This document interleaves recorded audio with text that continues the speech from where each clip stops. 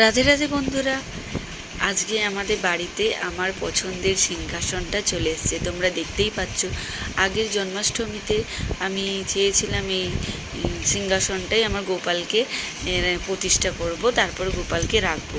কিন্তু সেটা আর হয়ে ওঠেনি, কারণ ওনাদেরকে বানাতে দিয়েছিলাম, ওনারা ঠিক সেই টাইমে বানাতে পারেনি, অসুস্থ হয়ে গিয়েছিল। তো তারপরে আমি নিয়ে আসি, যখন রেডি হয় দেখতেই পাচ্ছ আমার পছন্দের সিংহাসনটা কেমন হয়েছে তোমরা একটু জানাবে।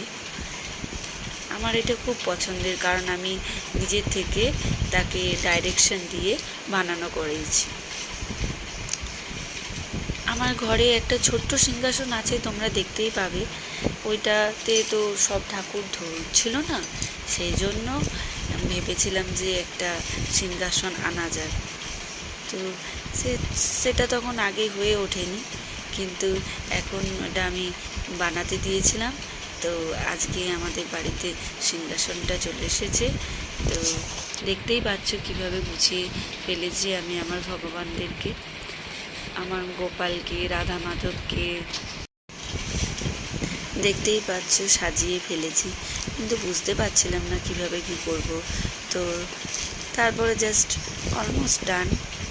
তো তোমরা বন্ধুরা বলবে কেমন হয়েছে। রাধে রাধে।